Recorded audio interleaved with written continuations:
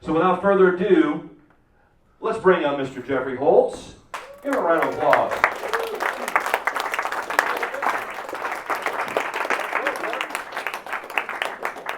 What do I got to do with this mic here? All right, turn on.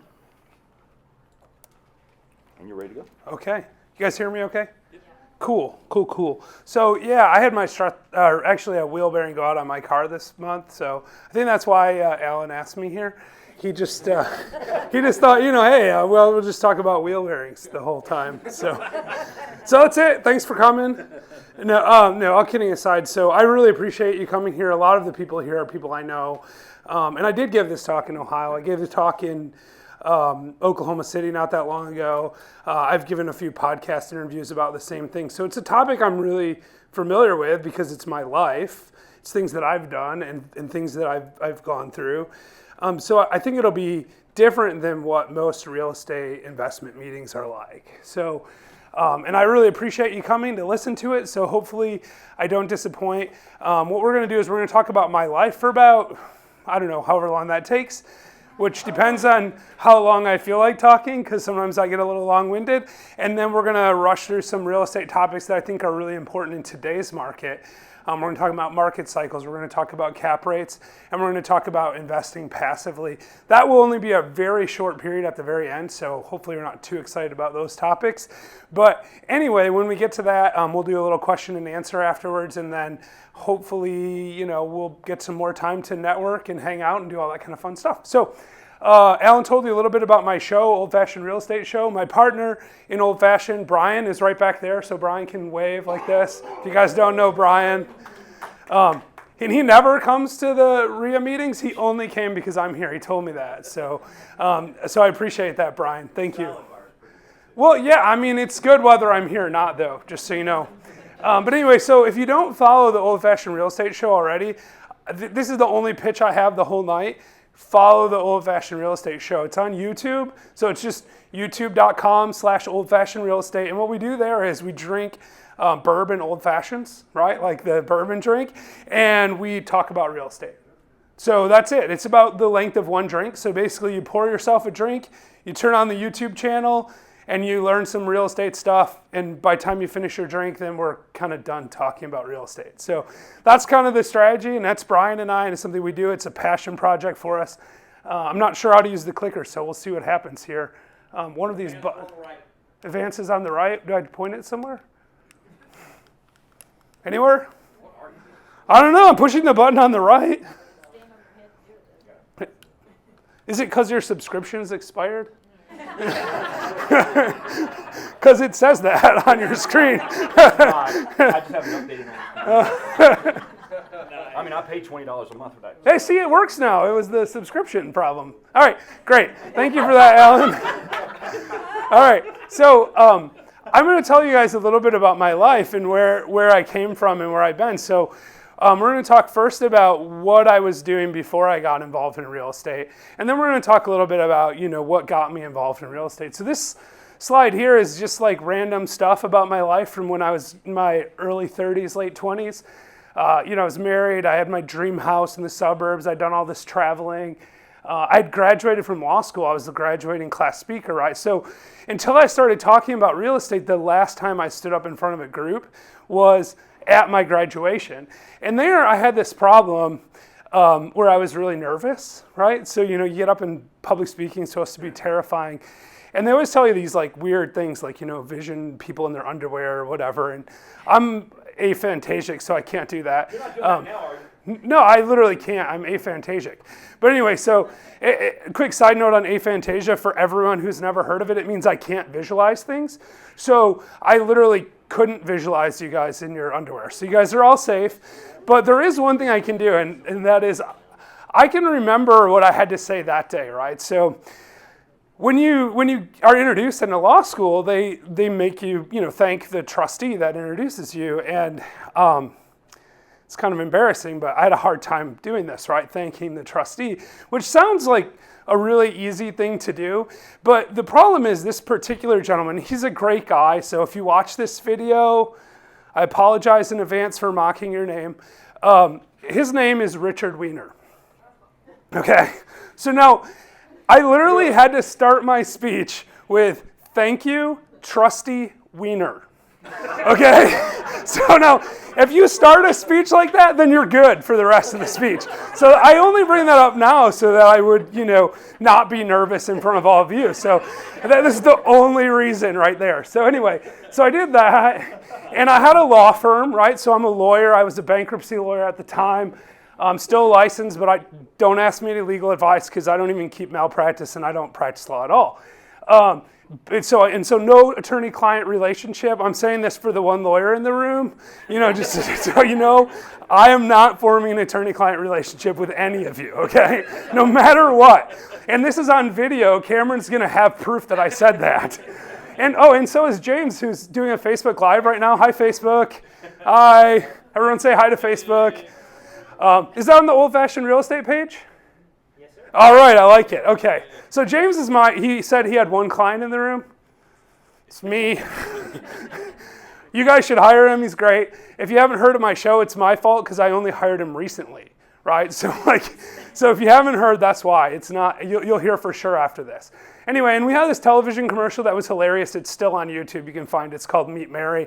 But we did all this different stuff. And then the most important thing about my life at that time is I had this life philosophy that I was never going to have bad days. Now that sounds good in principle, and when I tell people that, they usually don't believe me, but I'm going to tell you right now, I had my last bad day when I was 17 years old. I'm 41 now, so that's like more than half my life because I'm old, and I keep getting older, and I'm never going to have a bad day again. And yeah, I know.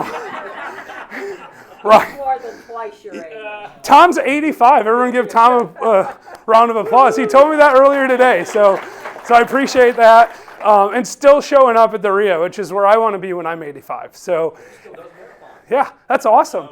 I ran a 10K 2 months ago, and that's like the farthest I've ever run in my life. And I don't know that I'll ever try that again. I'm just gonna tell you that right now. I finished. That's what I have to say about that. But anyway, so this is sort of where I was at before I got involved in real estate, which was a pretty good life, actually. And then, let me ask before I get too far. Does anyone know what this sculpture is, by the way? Has anyone ever seen this? It's not me, actually. I know you know. My wife's raising her hand like, I know. Yeah. All right, well, this is actually a sculpture by Michelangelo. It's Michelangelo's Moses.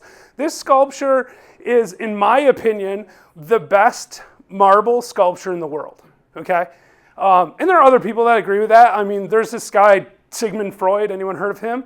He spent 3 weeks just staring at it, literally spent 3 weeks staring at it. And then he writes an essay anonymously in 1913 because he's so enamored with it. He doesn't want to admit it to his peers, right? So I'm not the only one that's kind of obsessed with this sculpture.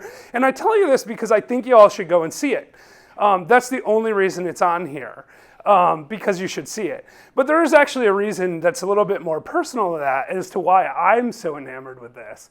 When I was in undergrad, I was in my third year of community college, right? It's a 2-year program, and I'm just kind of bumming around doing that kind of thing. So I'm in my third year at community college. I have no idea what I want to do with my life.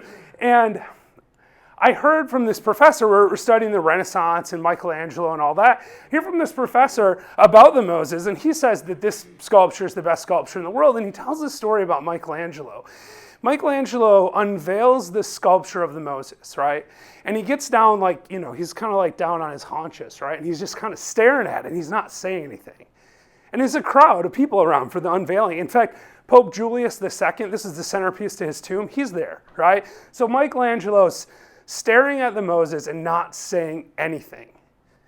And finally, one of his students is like, master, you need to come up and you need to say something. And he takes a chisel, right? And he throws it at the Moses, full sword, right? Hits the Moses in the knee, chips it a little bit, and screams out a single word. He says, "Move." Right? Because Michelangelo is so obsessed with this thing, he's thinking that this sculpture that he just created is going to get up and move, right? And the reason I think this is really important is because I think everyone has to have something like that in their life. Whatever that might be, it might be real estate like it is for me, but it could also be sculpture like it is for Michelangelo. But when I heard this story, my third year in community college, I had no idea what I wanted to do with my life, right? And so I came up with the idea of going to see this. I thought, if I go see this sculpture, then I'll figure this stuff out. So I called up 1-800-Priceline, because this is like 99, right, before the internet.com bubble and all that. So I call them up, make them an offer, and I buy a plane ticket. This is like literally the next day after I hear about this, right? I've never been to Europe. I've never actually been out of the United States at this point, other than I might have been to Canada when I was young. But anyway, so I'm there, and I'm get on a plane, and I fly to London. Now, the Moses is in Rome, okay? So I was 21, what do I know, right? So London, Rome, same place. But actually, in fairness, I actually did know that they were not the same place.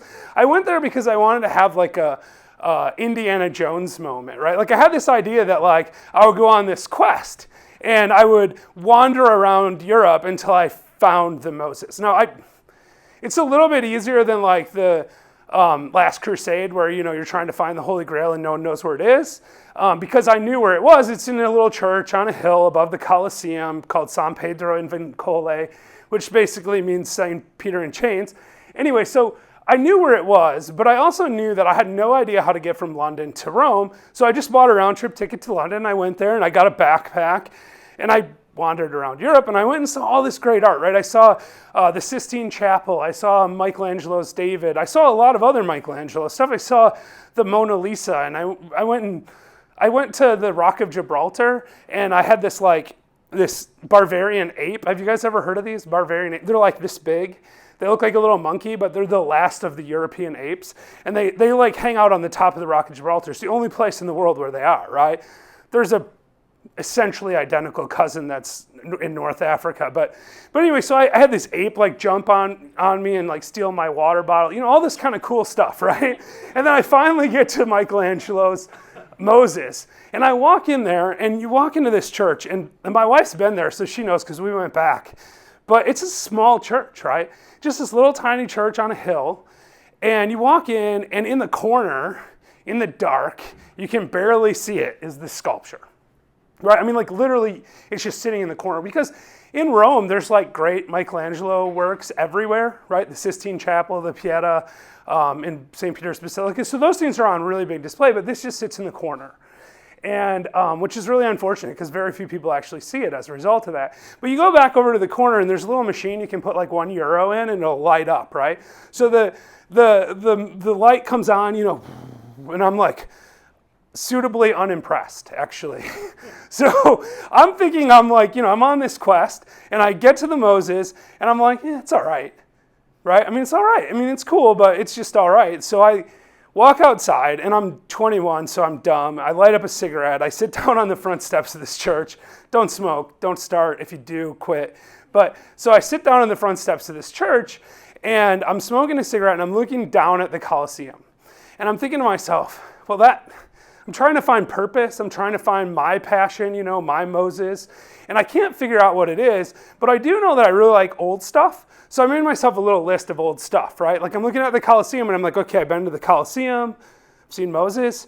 That's about it, because I hadn't really traveled much at that point in my life. But it'd be kind of cool to see the pyramids, right? The pyramids, they're old.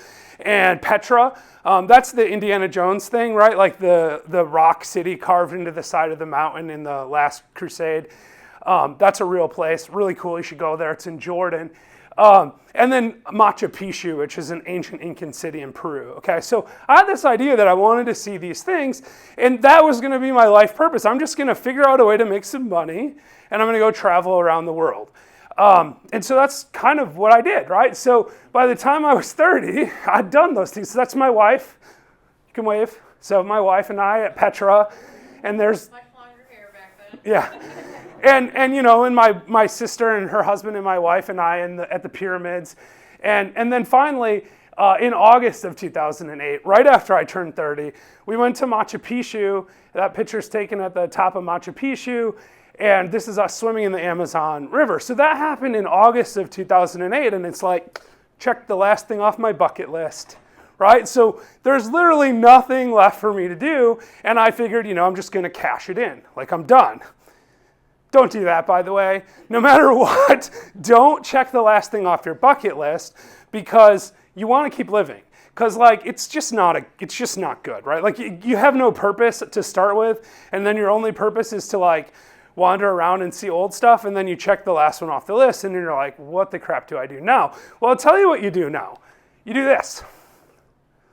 Anyone know what that is?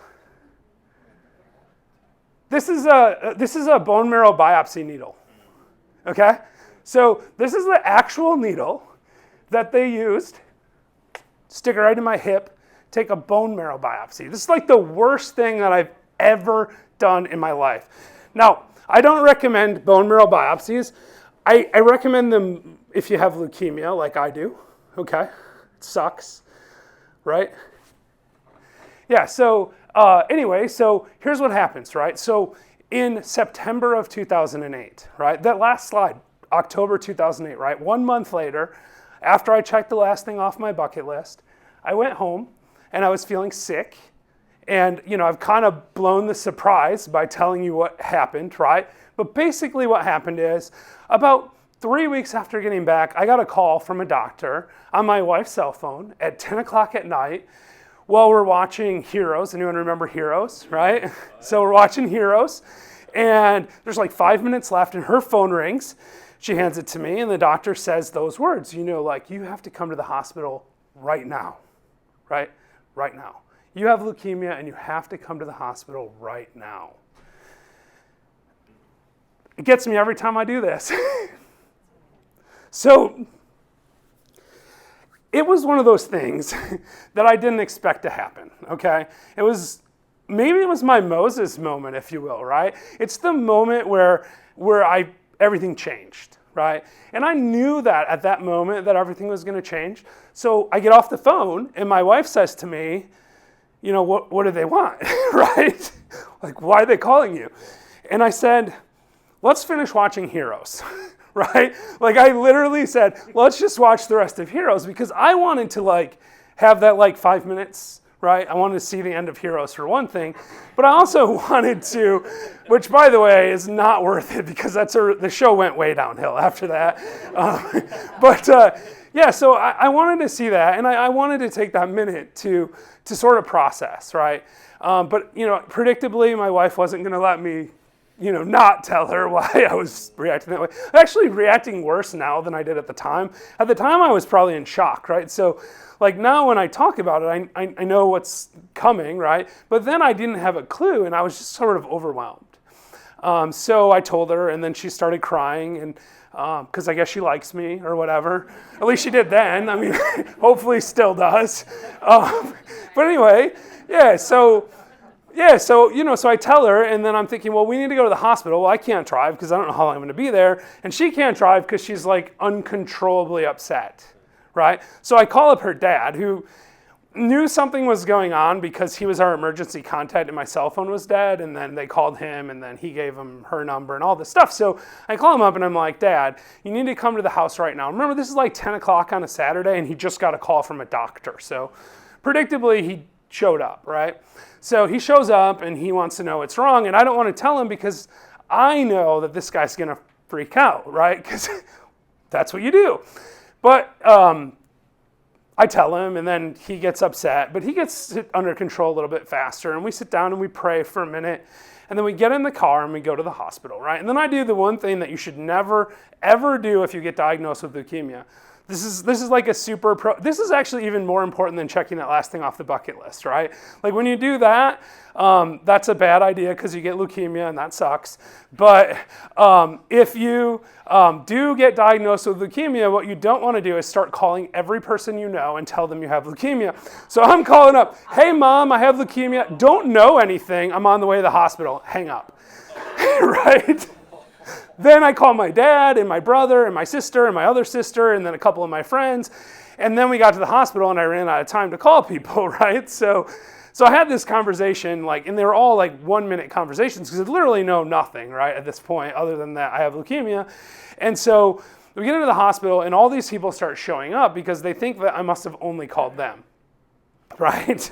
Because like, who calls everyone they know and tells them they have leukemia, right? So my brother leaves a wedding early, to come see me, and my dad shows up, my mom, that's a little awkward because they're not together and don't really like each other that much. And so we're all in this little waiting room, right? And my brother, you guys are going to love this part. My brother, he's like excited to be there because he knows that I never have bad days, and he's thinking, I've got him. Like, this guy's having a bad day. So he's like, hey, I bet you're having a bad day. And I'm like, I wish I watched the end of Heroes. That's it. Like, other than that, it's pretty good. And the weird part about this is, and this is something that I feel really passionate about, is that I really didn't have a bad day that day. Like, I would have rather not gotten leukemia. But the day was not from 10 o'clock when I got a call till midnight. The day was that whole 24-hour period, and a lot of that day was really good. I had a good time. I had my little dogs playing with me, and I had my house and all that stuff. And so that, the point is, though, that you don't have to let anything ruin your life. And I had this conversation today, actually, at a cafe. I was talking to this girl who said she said, how you doing? I said, I never have bad days, because that's what I always say. I never have bad days.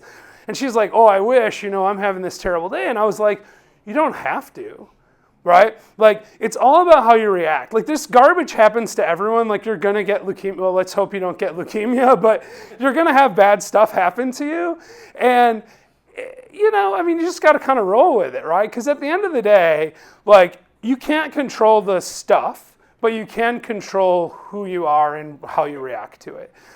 So that's sort of the world that I was living in then. And you would say that, like, getting diagnosed with leukemia a month after completing your personal list of things to do would be kind of crappy. But that's actually not the bottom for me.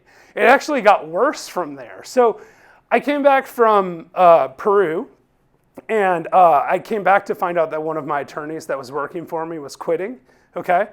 I only had one attorney that worked for me, so that was a big problem, especially when a few weeks later I couldn't work, right? So now I have no attorneys working for me, and I have this law firm that, like, demands money, right?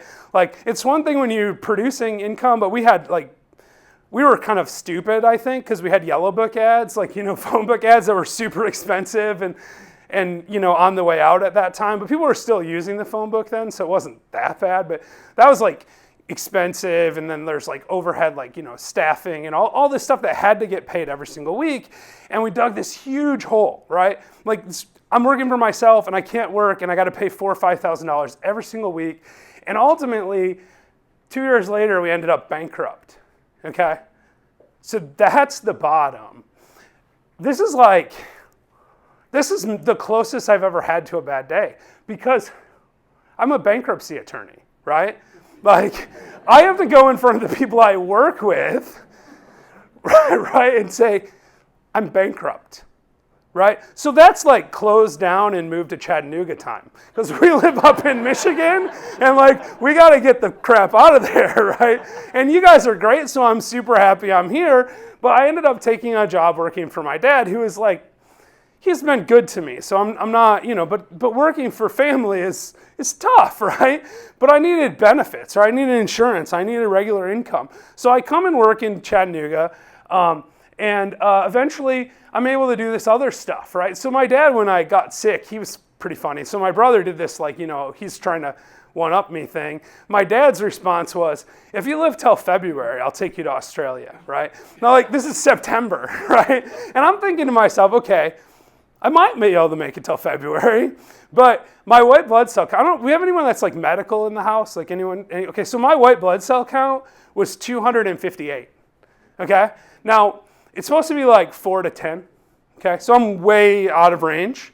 And my cousin, who died of leukemia, the day she died, her white blood cell count was 150. And I knew that. And so they told me, we don't know what's going on, but you have leukemia and your white blood cell count is 250. And I'm like, I'm basically, walking dead, right? Like, I'm on the way out. And so when my dad said that to me, I said, Dad, that's great, but I'm just hopeful I'll make it till Christmas, right? Like, I wanted that one last Christmas. Because like I knew, even though I had checked everything off the bucket list, that I didn't want to die. But I also was willing to accept that, maybe it was my time. Because like I said about the never having bad day things, is you get to a certain point in your life and you're like, I've done the things I want. I'm going to live my life today like I have leukemia. And it's real easy for me because I actually do have leukemia, right? And I could die. Now, fortunately, the type of leukemia I have is super controllable, and I take a pill once a day, which, by the way, you need to remind me I didn't take my pills with dinner.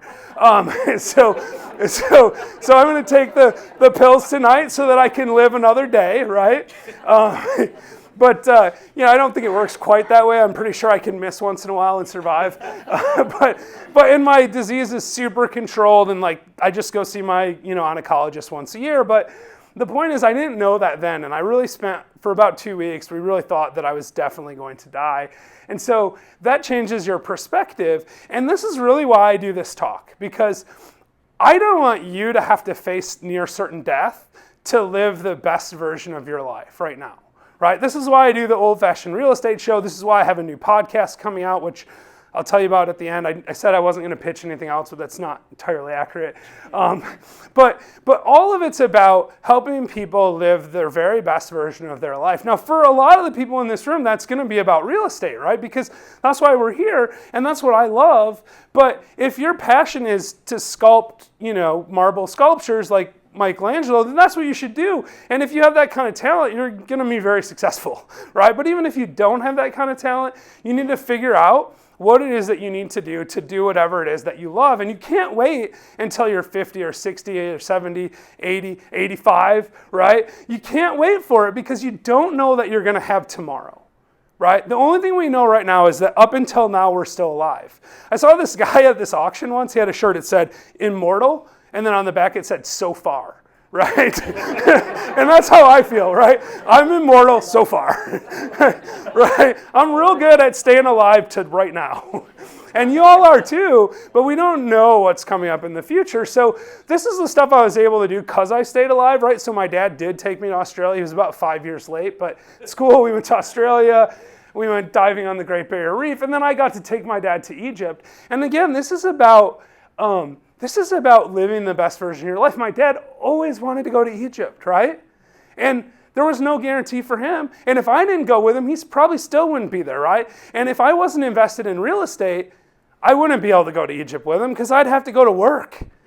You know what I mean? Like, I can just go to Egypt. And like next month, I'm going to China with my dad, right? That's going to be great. And 2 weeks from now, I'm going with my wife to Puerto Rico. Right? And in February, we're going to go to Tanzania and Kenya. And we're going to climb Mount Kilimanjaro. And you guys are all invited, every one of you. So if you can get off for like a month, you should come along and climb Mount Kilimanjaro with me.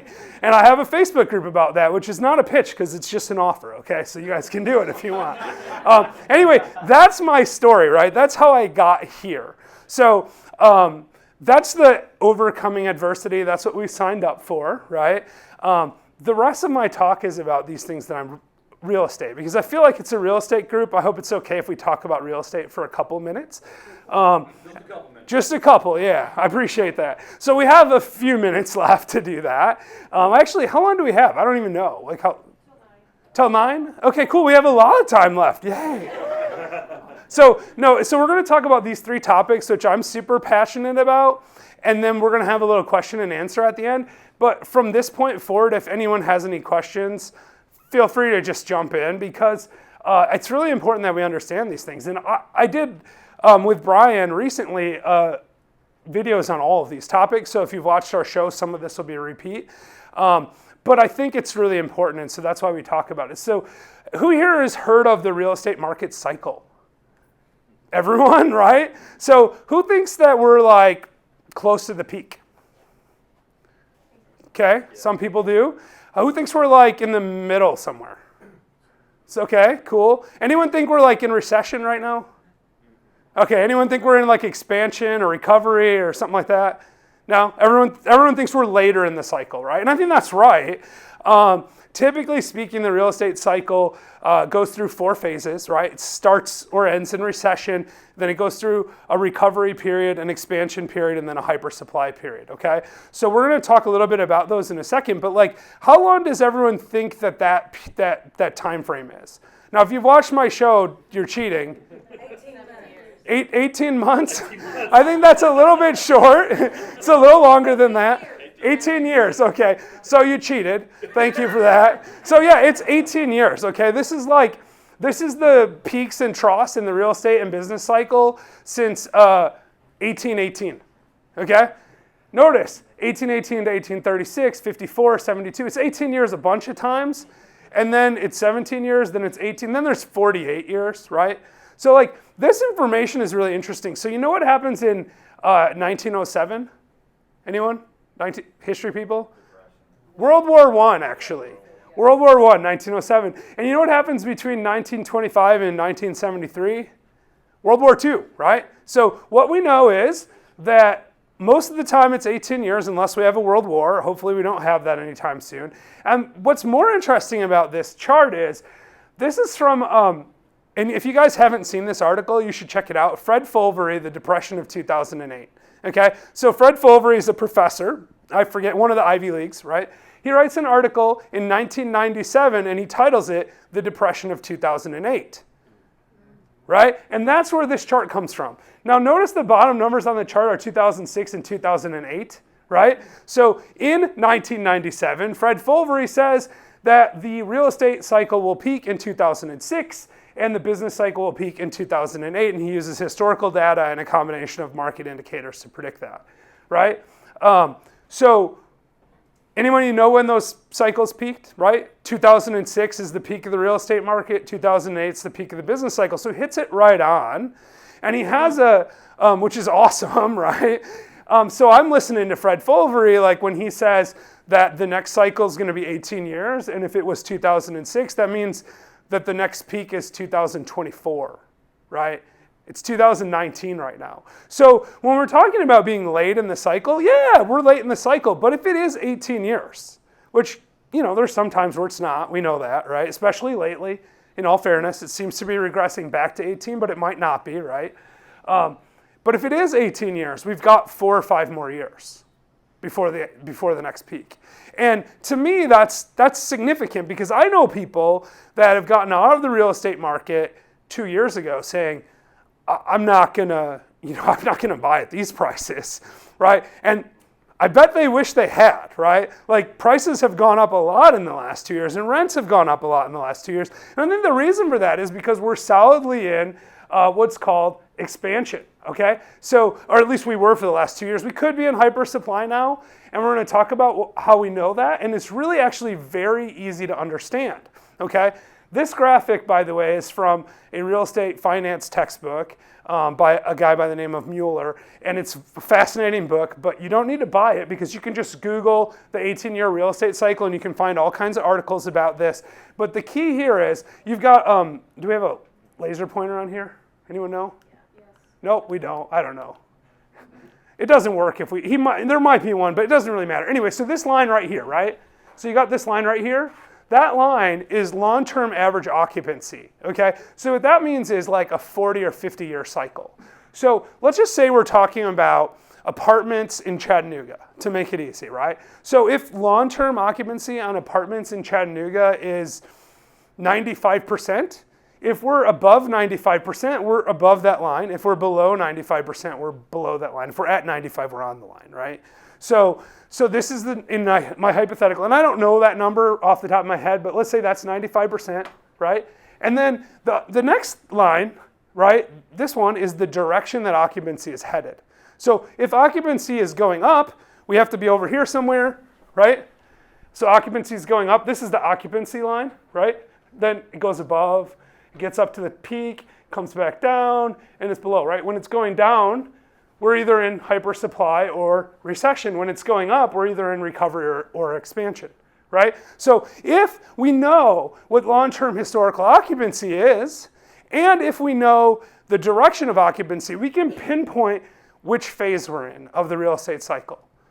And it turns out people track this. I don't have to know the answer because smarter people than me do this stuff, and you can buy the data. So that's what this is, right? If you go to blackcreekgroup.com/insights, they offer this report.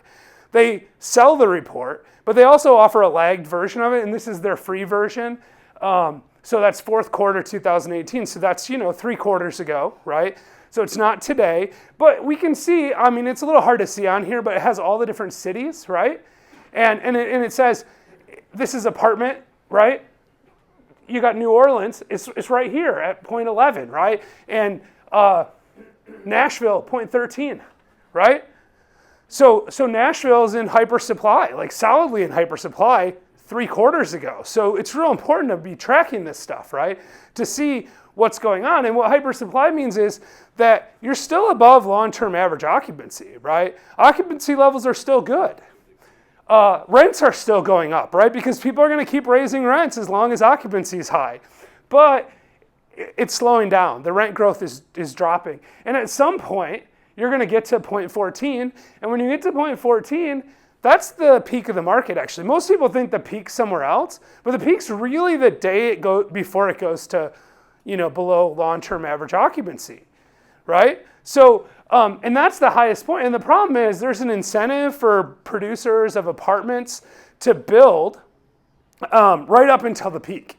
And it takes like 2 or 3 years to build an apartment complex from development stage all the way through, right? So what happens is people start building at 0.13, 0.9, right? And they finish it at like 0.16 in the middle of the recession. And those are the people that get burned, right? So even in the last recession, which was particularly bad, the people that got burned were people that started developing or building at the peak prices and then had to sell at a lower price. Or they bought at peak prices and had to sell at a lower price. So the lesson is you don't want to buy at a high price.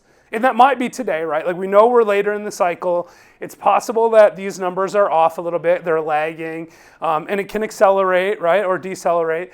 And the market can even go the opposite direction depending on what happens, like with interest rates changing, that can affect the market, and you might see it move backward or forward. But basically, what we can tell about this is that we don't want to do it that, right? So now, then we have to think about how can we be defensive. So for me, to be defensive means that we need to, at the later part of the cycle, we need to be getting long-term financing. So if we're buying something today, the worst thing that could happen to us is to have to refinance in the middle of a recession, right? So don't buy something today with like a 2-year balloon or a 3 or 4 or 5 year balloon even. Buy something today and get 30-year fixed rates or 20-year or whatever you can do. You want it to be longer, right? Because you don't want to have to refinance when values are down, because if you bought today and you held it until 2090, I guarantee you the prices are higher, right? Like for sure they are. But some point between now and 2090, you're either going to fully amortize your loan or you're going to refinance, or both, right? Or die, sure.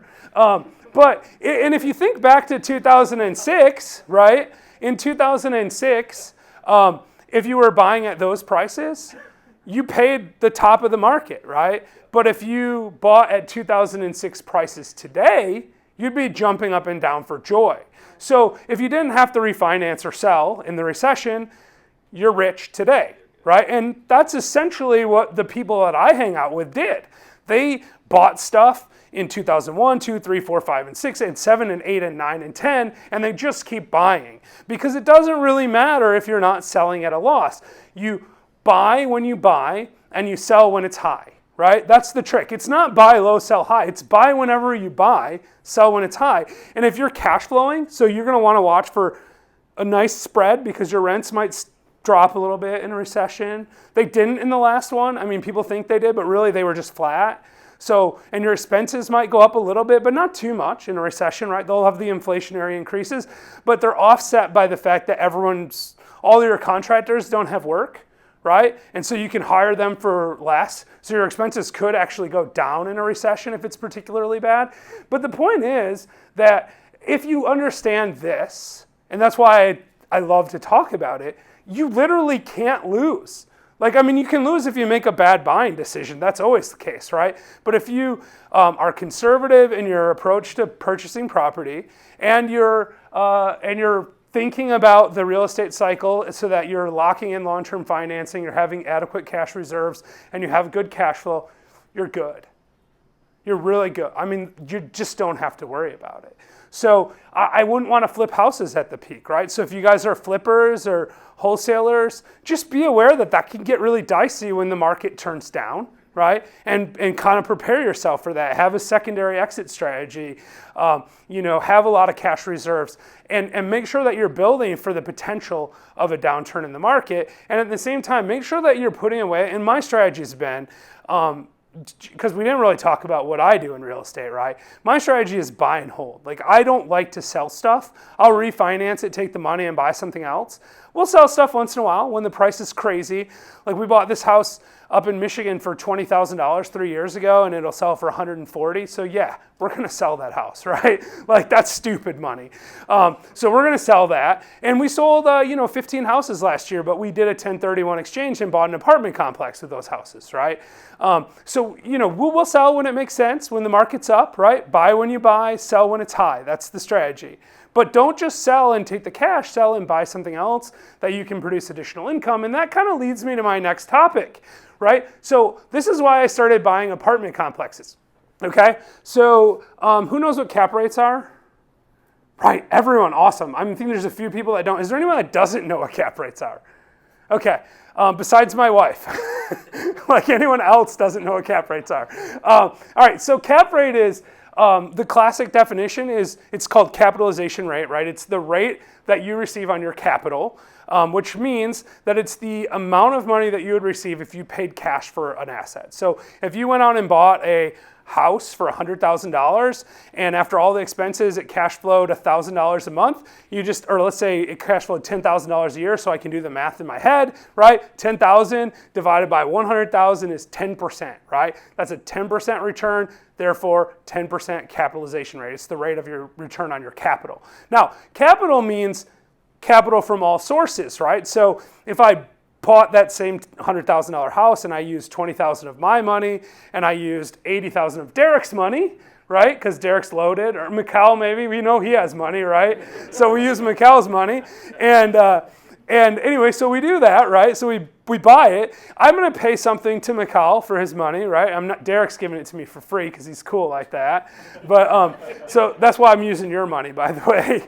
But the point is, whatever the cost of that financing, that doesn't affect the capitalization rate, because the capitalization rate is the return as if you paid cash, right?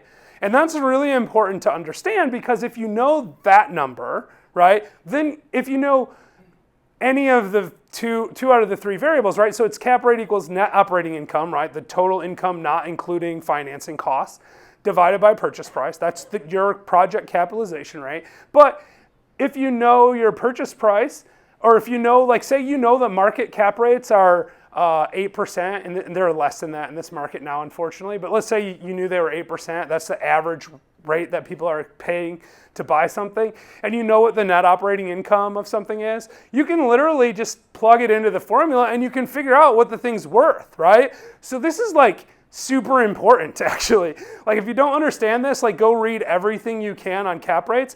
But the key here is cap rates really only apply, like, there's three different ways that they evaluate property, right? So when you get an appraisal on a property, they'll have like a replacement cost, like what it would cost to build it, right? That's interesting, but not really that heavily weighted. And then you have like comparable sales. And on like single families, duplexes, up to quads, that's how the primary weighting on the appraisal is that. But then there's this third method, which is the income approach, the direct capitalization approach, right?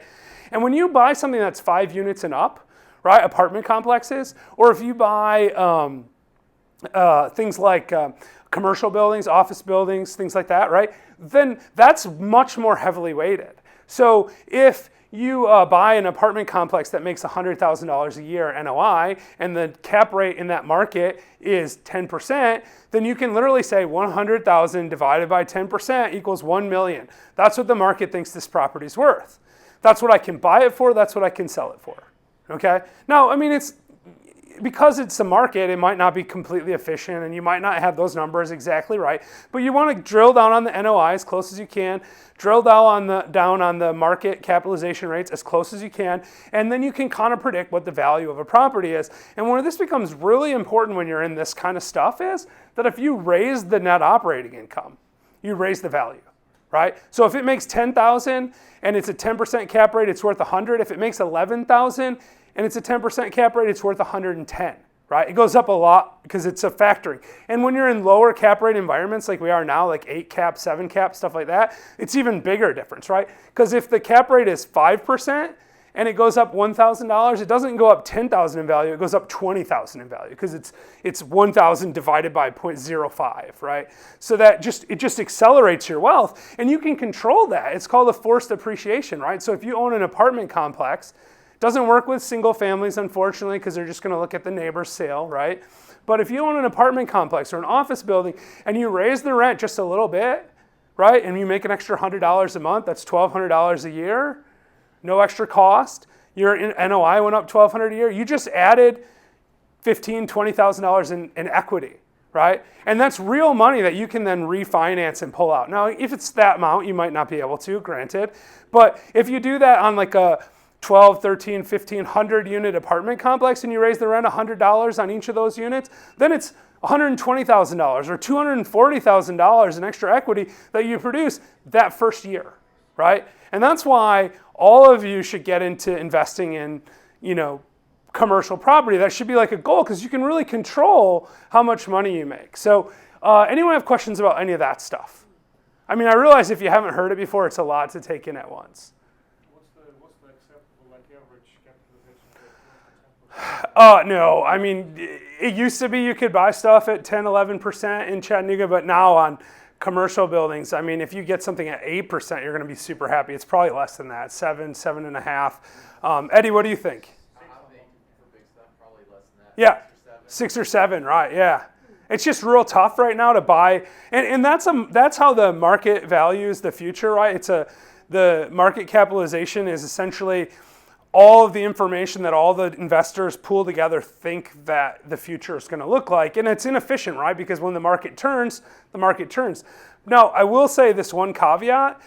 Cap rates tend to go up, which is, make properties less valuable when interest rates go up, not when interest rates go down. And interest rates just went down, right? So cap rates are probably not going up right now. Additionally, cap rates tend to go up before the market turns because investors pay a lot more attention to this than people realize. And so the values on commercial properties tend to get soft before the rest of us figure it out, right? So like if we're not paying attention, we don't know. So it's something to really be thinking about. But anyway, that's kind of how capitalization rates work. So this is something that Brian and I invented for our show. It's called the Passivity Scale. I might have stolen it somewhere. I have no idea. But we did a whole episode of our show on passive investing, but what I wanted to talk about is like, who here invests passively in real estate? Anyone do that? I don't believe you. Well, you might actually do it, Beck. My wife might be the only truth teller in the room, unless someone else in here has a husband or wife that does all their work for them. As far as real estate goes, my wife works really hard, in full disclosure. But the reality is, you can't invest completely passively in real estate. It's just not possible to be completely passive. You can be on that side of the scale and invest in a REIT. That's super passive, right? Real estate investment trust. But you still got to do a little bit of due diligence on it because otherwise you're going to get taken advantage of, right? You could do like turnkey investing, right? Where someone else found the deal and you just kind of finance it and you kind of manage the manager of that deal. But that's a little bit less passive than a REIT, but it's still pretty passive. But there's still some active component. And then as you come further this way, you can get into like professionally managed properties. And I highly recommend that. Like I'm a big fan of having someone else manage your properties. And even when you're underwriting deals, even if you're going to manage it yourself, put the numbers in for someone to manage it. Because when you have one unit, you might think, oh, it's no big deal. But the goal isn't to have like one single family home. The goal is to have like 100 single family homes, or even better yet, like 100 unit apartment complexes. And at some point, you're either going to have to start your own management company, or you're going to have to hire Brian Leverage's management company to take care of you. Or any of the other quality property management companies that may... Well, there aren't any in Chattanooga, but there are some other ones, other places. But the point is, you want to, there's still, when you're managing a property manager, you're still going to have to talk to them, right? You're going to have conversations with them about things that are going on. And they're going to call you when like big problems happen, right? They're going to handle the little stuff. But there's still going to be an element of activity, and it's going to be more than turnkey investing and more than REITs, but it's still not completely passive. And then, of course, on the far extreme is like self-managing, and that's where you like, are knocking on doors to find deals and like, actually hiring, your own contractors, or if you're like John, painting rooms on your own, and Derek, do you do some of that still, like doing it yourself? No, you're past that. You don't do the work yourself. Good for you.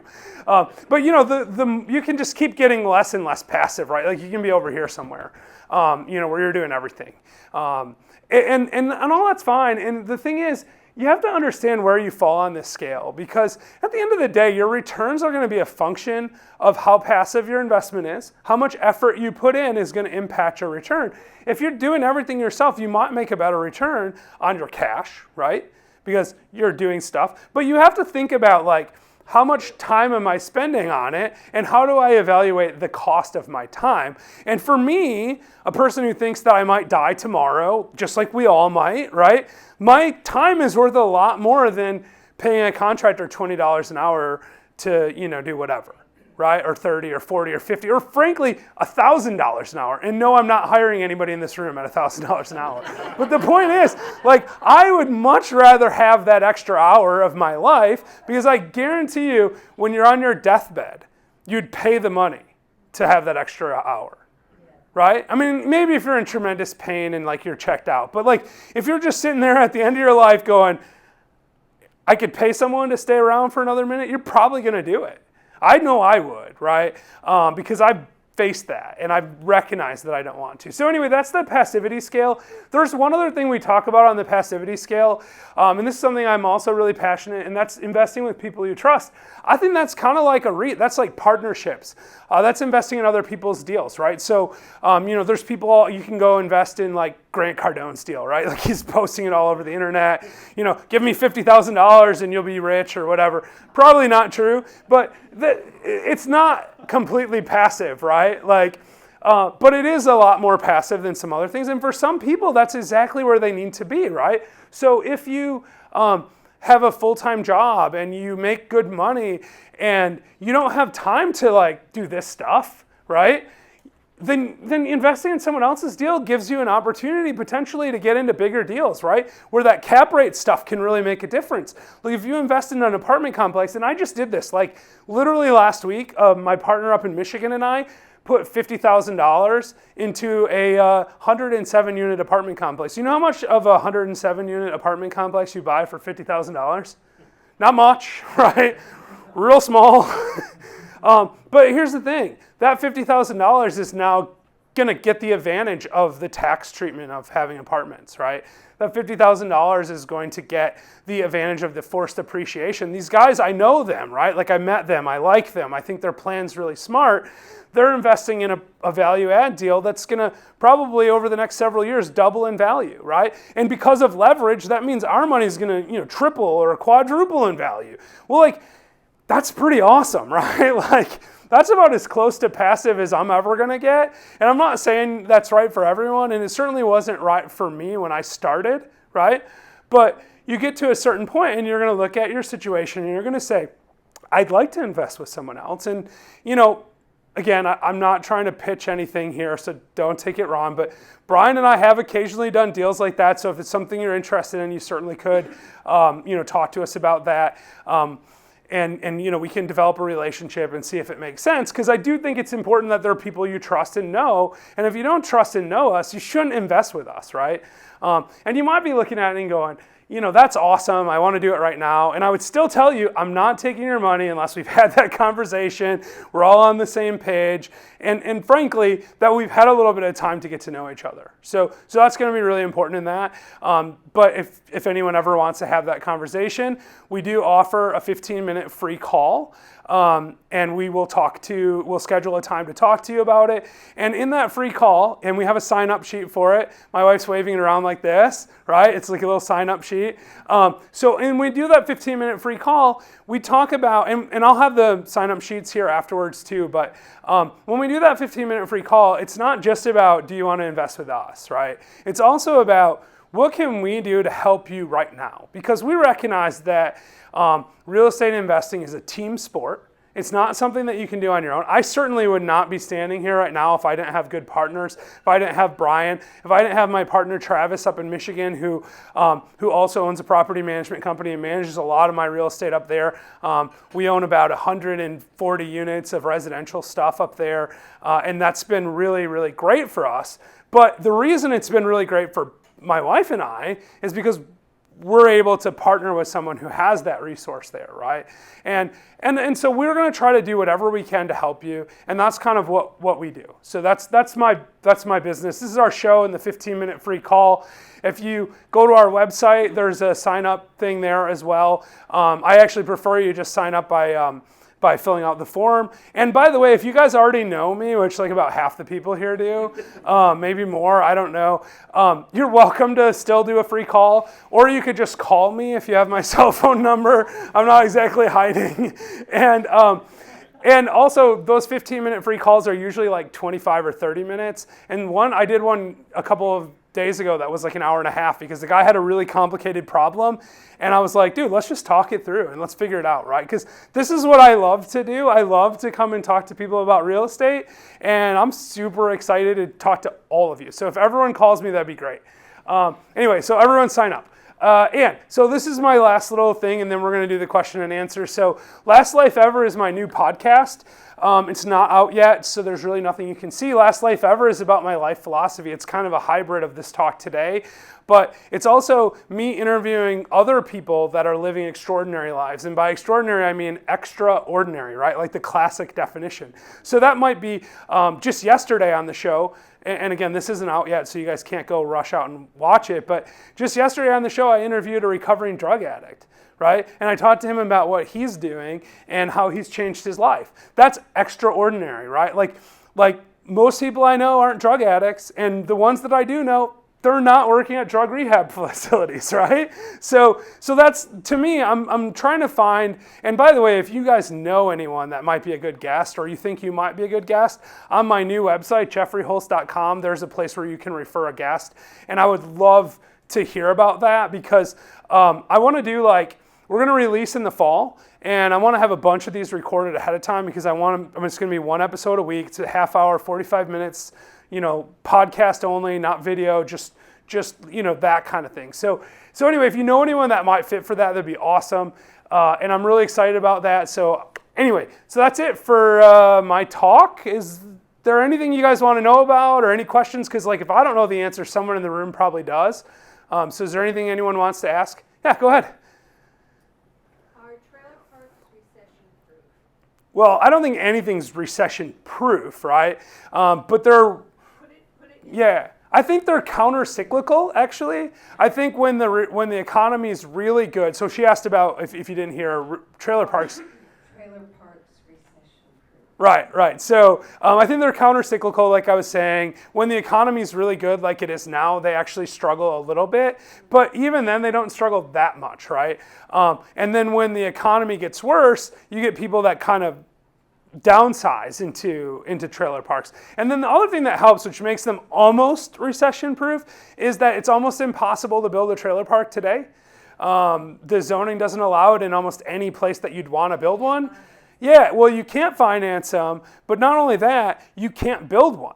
Like the city will literally not let you build one. And so that means demand is constantly growing, right? Population growth occurs, demand continually grows, and supply doesn't grow. It takes it kind of out of that real estate market cycle thing that we were talking about. And I didn't make this super clear, but each asset class has its own market cycle. Like that was apartments we were talking about, but it could have been office buildings and the numbers would have been different, right? Like the occupancy levels would have been different and where you are in the cycle would be different. Like we could be in hyper supply right now in apartments in Chattanooga, and I think that's about where we are for Class A apartments, hyper supply, like borderline recession.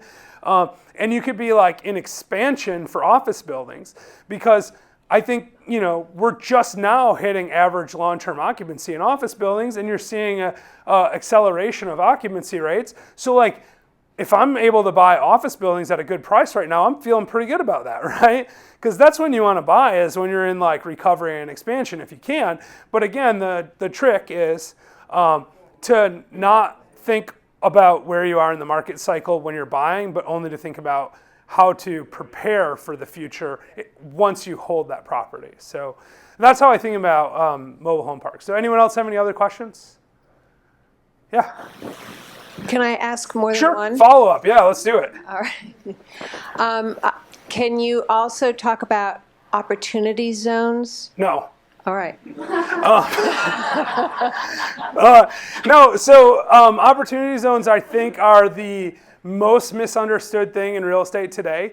Most people think like if you just, like in case you don't know what an opportunity zone is, this is a recently enacted temporary tax change that allows people to essentially take capital gains from one asset class and buy real estate or start businesses in certain designated opportunity zones, and every county has them. In Chattanooga, Hamilton County, like downtown Chattanooga is an opportunity zone. So people are like, oh cool, so I can like sell my stocks and then I can buy in downtown Chattanooga and I don't have to pay capital gains tax. Well, that's not exactly how it works. One, you have to invest in properties that need substantial rehabilitation. You're gonna have to actually double the investment. So if you paid $1 million for a building, you gotta put another $1 million in it just to qualify as a qualified opportunity zone. Has to be done through a certified opportunity zone fund. And it also is gonna require that you do it within certain timelines. And then the capital gains aren't actually eliminated, they're just deferred until the end of a 10-year hold period, and you're forced to hold that entire 10-year period. And then at the end of the 10-year period, you get a 15% discount in the capital gains that you would have paid 10 years earlier. So it is a substantial reduction, right? A lower tax rate at some point in the far future, right? And obviously the longer you can defer taxes, the better off you are, because I mean, if you die, you'll never pay them, right? And again, I mean, so at the end of all of that, any gains that are attributable to the portion of gains that you had before are not taxed also. So that's a fancy way of saying there's an additional tax advantage. Now, I have to give a caveat to all this. I really don't know that much about opportunity zones. I know I just gave you a whole bunch of rules, but the reason I don't know that much is because the rules are actually not that clear, and that's why you hear conflicting information. The most recent guidance I've seen says exactly what I just said, but I'm not a CPA, and I'm also not acting as your attorney, so you can't rely on this as legal advice, okay? We may have something on that maybe in October. Yeah, great. Well, I'll be interested in attending that, assuming I'm around. Not in China and not dead. Yeah, all those things. Okay. All right, and I think you had a question, is that right? I thought I saw you raise your hand. No, you didn't? Okay, cool. Anyone else? Let's wait for the mic real quick. Yeah, talking about raising rents, I think it's a risky, it's always, I'm writing letters to raise the rent and always, think several times how many percent and, starting when. So is it connected with a vacancy rate when it comes to Yeah, the so apartment complex? the way I think about this is that as landlords, we don't set the rent, we accept a market rent, okay? So whatever the market is willing to pay is the rent that we should be getting. And that means that if we're not turning over tenants, we're gonna have below market rents, which is us losing money. So we can't be afraid to turn over tenants, right? If you're getting $500 and the market rent's $800, yeah, it sucks if you have to get a new tenant, but 3 weeks later, if the market rent's $800, you've got someone paying you $300 a month more, and you maybe lost $500 for that month, plus some turn costs, $1,500, $2,000, $3,000. But how long does it take to get that back, and what's your return on that investment? So you might look at it as a return on investment. If you spent $3,000 in turn costs and you're going to get $300 a month more, that's $3,600 a year. That's a pretty good return on investment, right? Over 100% annually. And so you have to always look at what the cost of the turn is and how much you are below market to determine that. And so for me, when you're in expansion and hypersupply, rents are going up quite fast. I mean, we've seen this in Chattanooga the last few years. I think everyone in this room that has rentals knows that rents are up substantially, right?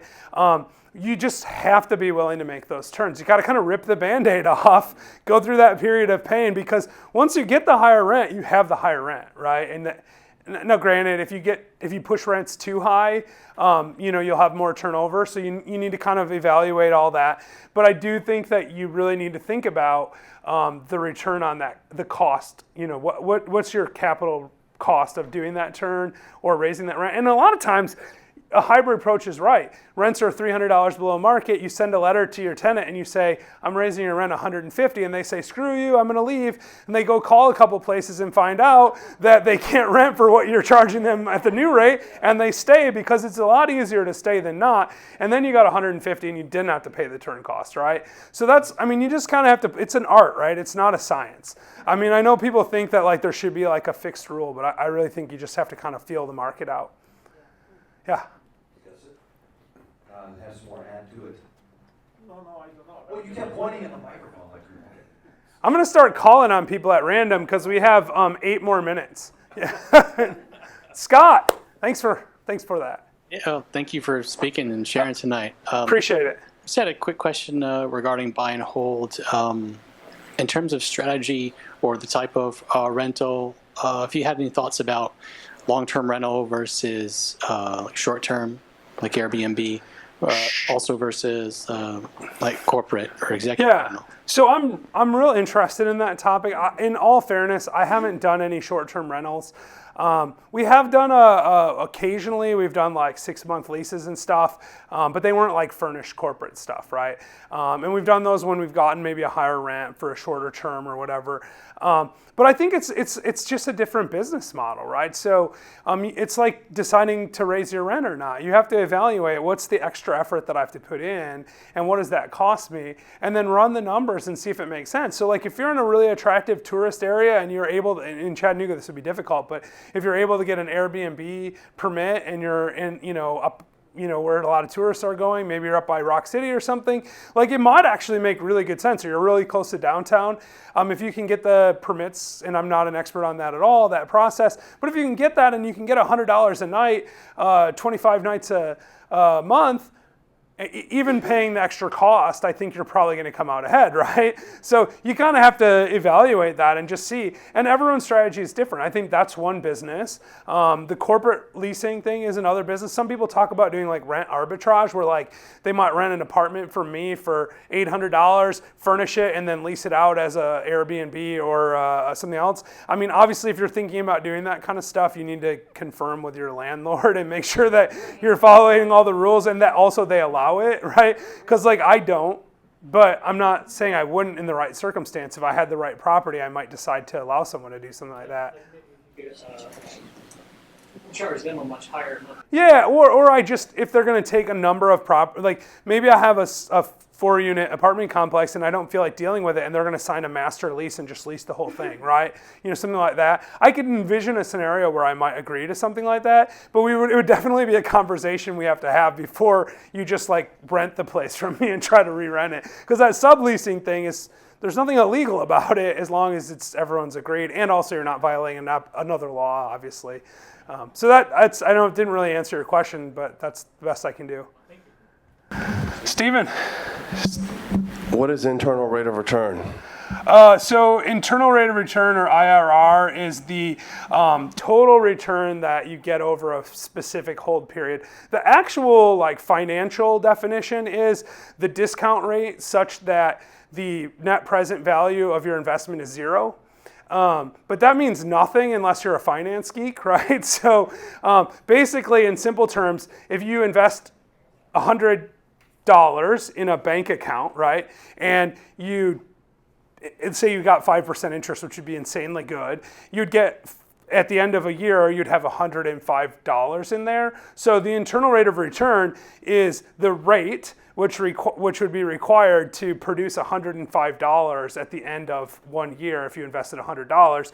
Ergo 5% return. So that's sort of the math behind it, but it's real hard to put your head around in a general sense. But the way I think is easiest to think about it is it's how much I'm making on my investment. Period. Considering all the variables. So if I invest $1,000 and I get $500 at year 1, and I get $500 at year 2, and $500 at year 3, it's not 50% return because I didn't get it immediate. You know what I mean? I didn't get it $500 profit in 1 year. I got it over a 3-year period. So it's the rate of return annualized that I would have to get $1,500 paid out at that payment schedule.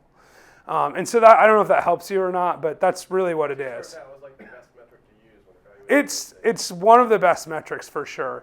But it's also a very misunderstood metric, and it's really risky because a lot of times when you see it presented in somebody's offering docs or like, whatever, they put a number in there, but they haven't calculated it right because they don't understand it. I don't even think they're trying to confuse you. Like, they just don't understand it. It's really difficult to calculate, although it's not that difficult. And I think we're about done, right? Got another. Oh, we got a question back there. Oh, we got another one here. Okay, but anyway, it's you can do it in Excel, and if you want to talk about it, you've got my number. I'll show you how to do it. 15 minutes. Okay. What metrics do you use when evaluating a property, and what ranges do you like to stay within? Well, it depends a lot on the type of property and the market. Single family, Chattanooga, 2019. Okay. I do not buy single family properties in Chattanooga in 2019. But if I were going to buy it, I would look at the after repair value, and I would try to buy it at a discount such that I would get a return on my investment and time in order to bring it to that after repair value. And it would be deal specific still, so there wouldn't be like a specific metric. I think metrics are way more important when you're looking at lots of deals, and since I don't look at a lot of single family deals because I don't really love that market, I'm trying to get to the bigger stuff now. In fact, I'm selling them, so if anyone wants to buy single families in Detroit, then you can give me a call because I don't have any in Chattanooga. You were talking about a deal in Detroit. Do you look for markets all over the country, hot areas? Sure. So I invest in Metro Detroit, not in the city limits, because my friend from law school, who's a really great guy, is there, and I trust his opinion on a lot of stuff. So that I invest there for that reason. I invest a little bit in my own hometown of Grand Rapids, the other side of Michigan, although I have nothing there right now, but I have invested there in the past. I invest here because I'm here. I invest in North Georgia because it's basically here. And then I look at other markets, but the thing is, I have to have enough scale in that market to make sense. I'm not going to go buy just personal thing. I'm not going to go buy from like a turnkey provider that's selling houses in Jacksonville, Florida, or Memphis, Tennessee. Not because those people are bad. They could be great. I have no idea. But I don't want one house in Memphis, right? If I'm going to buy in Memphis, I'm going to have to buy like a 200-unit apartment complex, and I don't know that market well enough to do that. So when I bought the 107 unit, granted only a tiny little piece, right? But and split in half, so even tinier for my share. But when we bought that, it was because we knew people there that we trusted. And I feel like if you're going to buy actively or passively like that, it needs to be with people that you trust, and you have to build a team. And so if you're wanting to invest in a particular market, and I think Chattanooga is great. My partner Brian, who might be sleeping, he's like got his head down like this. He moved to Chattanooga because he liked this market, right? He's from Southern California, LA, not a great market at the time. He moved here for the market. And I think because he knew he needed to build a team, but he started buying here before he had before he lived here.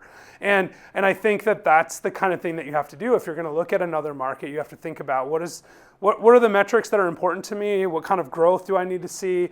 What kind of population growth? What kind of diversity of employment? And then what kind of saturation of other investors are there in that market, and kind of figure out what makes sense. And then can I build a team there? Can I find good brokers? Can I find good handymen? Can I find all the things that, whatever that is that you need. So, in good property management, because if you're not going to live there, you need a good property manager. And I would start there, actually. I really think, like, if you're going to get involved in another market, call property managers there and talk to them and try to make a relationship with them before you buy anything. Because if you try to buy something and then you call property managers, then they're going to be like, you shouldn't have bought that. You know, like it's just going to happen every time. So anyway, that's how I would do that. Is there any more questions, or are we wrapping up here? Any more? I think they want you to be quiet. All right, guys. Listen, I need you to do one more favor for me then. I want everyone who's not currently subscribed to my show to take out their cell phone and subscribe to my YouTube channel right now, okay? This is really important because I have a personal goal of 1,000 subscribers by the end of this year. And my original goal was 100 by the end of this year, but we're at like 250, so that's not quite, I'm past that. So, all right, so I don't see anyone's phone out. That means everyone's already subscribed?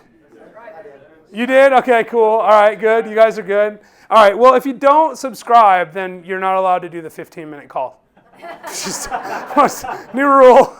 Just made it now. Yeah, it's oldfashionedrealestate.com, or you can go to my personal website, jeffreyholst.com, or just go to youtube.com/oldfashionedrealestate. That's probably the easiest way to find it. Old Fashioned Real Estate on YouTube. Okay, thank you guys. I appreciate it.